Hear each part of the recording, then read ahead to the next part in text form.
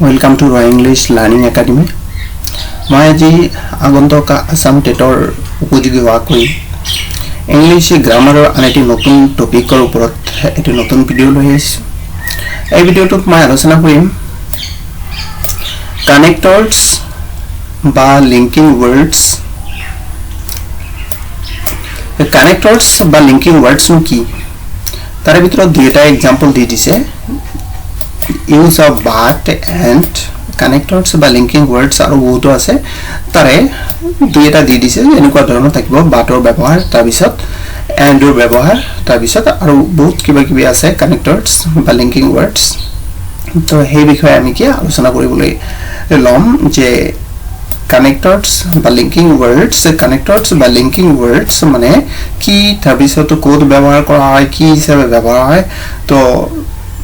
পুৰা ব্যবহাৰ জানাবে ভিডিওটো কৰপাতো স্কিপ নকৰা হৈছে এটা কক। তো প্রথমতে আমি জানি লও যে what are connectors or linking words। connectors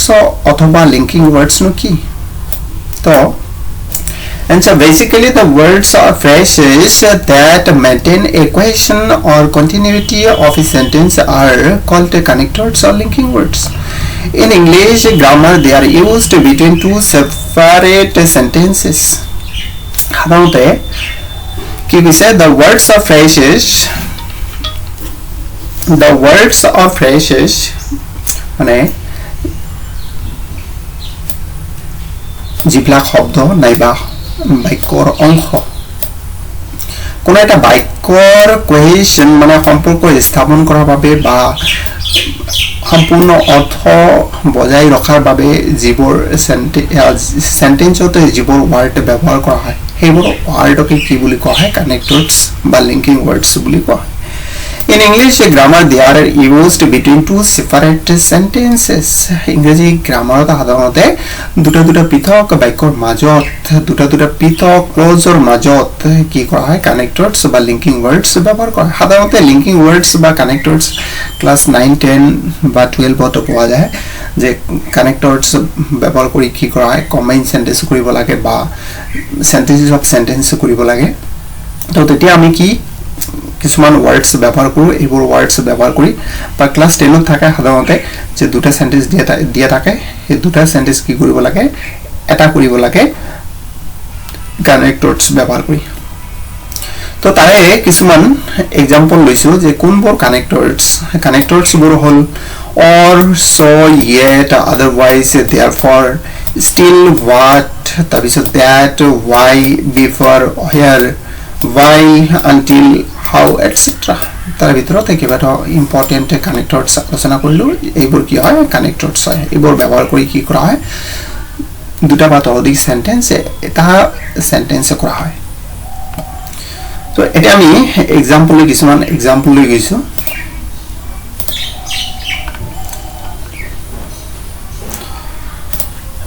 যেনেকৈ ফার্স্ট এক্সাম্পল দি আছে she went to market and bought a book। তাই বজাৰলৈ গৈছিল এইটো এটা সেন্টেন্স আৰু কি এখন কিতাপ কিনিছিল। একচুয়ালি সেন্টেন্সটো এনেকুৱা হ'ব লাগিছে দুটা সেন্টেন্স এনেকুৱা আছিল she went to market she bought a book। তো দুটা সেন্টেন্স আমি কি and দি কি কৰিলো যেতিয়া এটা কৰিলো তেতিয়া আমাৰ বাৰে বাৰে সেন্টেন্সটোতে সাবজেক্ট লিখাৰ প্ৰয়োজন নাই সেইকাৰণে কি লিখিলো she went to market and bought a book। তাই বজাৰলৈ গৈছিল আৰু এখন কিতাপ কিনিছিল। নেক্সট আইছো the boy is honest but his brother is dishonest। ইয়াত কি দুটা সেন্টেন্স আছে যে ল'ৰাজন কি honest কিন্তু তাৰ ব্ৰাদাৰজন কি নহয় honest নহয় মানে অভদ্ৰ। তো এই দুটা সেন্টেন্স কি কৰাইছে বাদ দি এটা সেন্টেন্স কৰাইছে। 3 নম্বৰ লিখিছো walk past you will miss the train। walk past এটা sentence you will miss the train এই দুটা সেন্টেন্স কি কৰাইছে or ৰে সংযোগ কৰি এটা সেন্টেন্স কৰাইছে। নেক্সট আইছো she is weak so she can't walk fast। ইয়াতে she is weak আৰু she can't walk fast এই দুটা কি কৰাইছে so ৰে কানেক্ট কৰাইছে। তাৰ পিছত the man is rich he is unhappy ইয়াত দি কি কৰাইছে এই দুটা সেন্টেন্স কি কৰাইছে কানেক্ট কৰাইছে। তাৰ পিছত study well otherwise you will fail ইয়াত study well এটা sentence আৰু you will fail এইটো এটা sentence otherwise দি কি কৰাইছে কানেক্ট কৰাইছে যে study well ভালদৰে অধ্যয়ন কৰা অন্যথায় you will fail তুমি ফেল কৰিবা 7 number is he was lazy and therefore he failed the examination he was lazy এটা sentence আৰু he failed the examination ইয়াত কি therefore দি কি কৰাইছে কানেক্ট কৰাইছে যে he was lazy তেওঁ কি আছিল এলেহুৱা আছিল he failed the examination তেওঁ পৰীক্ষাটো কি কৰিছে ফেইল কৰিছিল তো ইয়াত therefore দি যে তেওঁ এলেহুৱা আছিল সেই কাৰণে পৰীক্ষাটো কি কৰিছিল ফেইল কৰিছিল নেক্সট 8 নম্বৰ লৈ আহিছো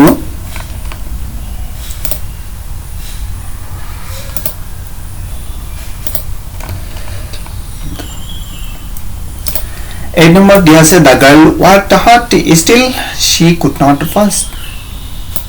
the girl worked hard etu ki eta sentence she could not pass e duta sentence ki still di ki koraise still mane yata tothapiu ortho prakash korise je swali gora ki korisil kotor porishrom korisil tothapiu ki korisil tai fail korisil ba pass koribo para na asil next I saw she said that she would go there so she said it with a clause he said it with a clause he would go there it with a clause yet that re ki koraise connect koraise next I saw I know what he said I know it a clause he said it a clause ba sentence ki koraise yak what re ki koraise connect koraise ja I know what he said tao ki koisil moi jano next I should tell me why you are late tell me eta ki hoy sentence hoy ta bisot you are late etu eta sentence hoy yat ki koraise why di connect koraise je tell me mokwa why you are late tomar ki problem hol next I should he had reached home before it started raining to yat ki he had reached home eta clause ba sentence aru it started raining a duta sentence ba duta clause before ki koraise hong koraise ba connect koraise he knows where I live yeah he knows I live diki korai ei duta sentence where diki koraise connect koraise next I saw she came in while I was writing a letter so she came in a clause aru I was writing a letter a duta clause while ki koraise connect koraise next 15 number issue you will stay here it with a clause ta bisot she comes back it with a clause yat ki koraise until re a duta clause jok ba duta sentence jok ki koraise eta koraise next issue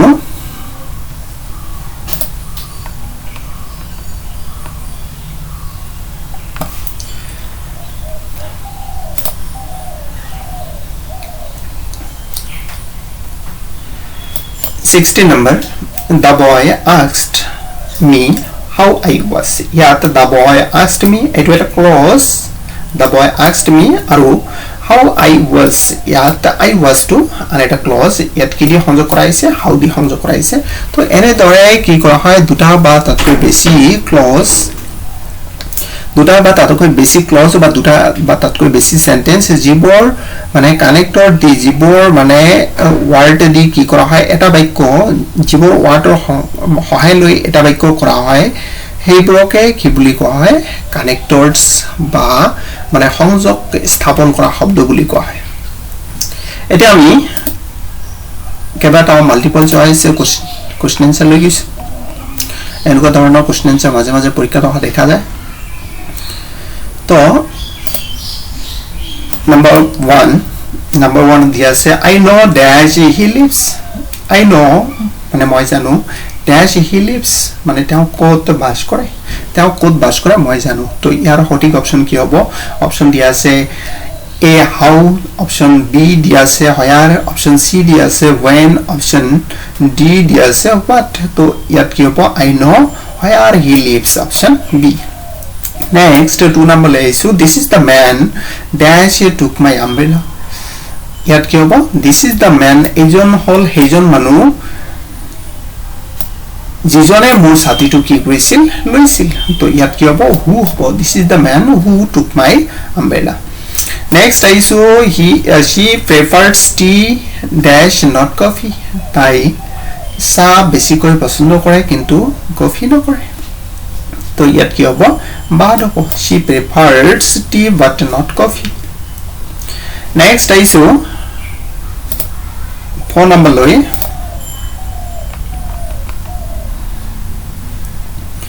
phone number দিয়া আছে I have a lot of work to do now dash I can't go to the cinema with you. যে মোৰ বহুত কাম বৰ্তমান কৰিবলগীয়া আছে সেইকাৰণে মই তোমাৰ লগত এতিয়া সিনেমা যাব নোৱাৰিম তো কি হ'ব I have a lot of work to do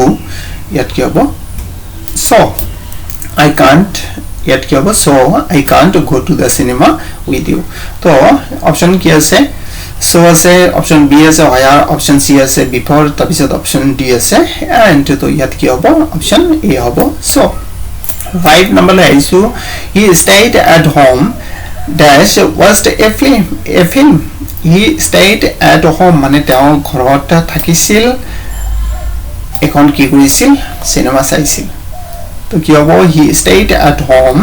ইয়াত অপচন ডি আছে so তাৰপিছত অপচন বি আছে but তাৰপিছত অপচন সি আছে or অপচন ডি আছে and তো ইয়াত কি হ'ব option D he stayed at home and watched a film তো এয়াই আছিল আজিৰ ভিডিওটো তো ভিডিওটো ভাল লাগিলে অৱশ্যই মোৰ চেনেলটো সাবস্ক্ৰাইব কৰক আৰু বেল আইকনটো প্ৰেছ কৰি ৰাখক যাতে মই পৰৱৰ্তী ভিডিও আপলোড কৰাৰ লগে লগে সোনকালে নটিফিকেশনটো পাই যায় আৰু পাৰিলে ভিডিওটো যিমান পাৰে শেয়াৰ কৰিব আৰু হেকত আনটা কথা কৈছো মই ক্লাস 10 আৰু 12 ৰ ইংলিশৰ প্ৰতিটো লেসনৰ নোটছ প্ৰস্তুত কৰি আছো তাৰ পৰা মই এই ভিডিওৰ ডেসক্ৰিপচনত লিংক দি দিম কোনোবাই যদি ক্লাস 10 আৰু 12 ত পঢ়ি আছে ইংলিশ বিষয়ৰ বা ইংৰাজী বিষয়ৰ বা সোশ্যাল সায়েন্স ইংলিশ মিডিয়ামৰ নোটছ লব পাৰিব তলৰ ডেসক্ৰিপচনৰ লিংকতে ক্লিক কৰি তো পিছত এটা ভিডিওটো লগ পোৱাৰ প্ৰতিশ্ৰুতিৰে আজিৰ ভিডিওটো ইয়াতে সামৰণি মাৰিছো ধন্যবাদ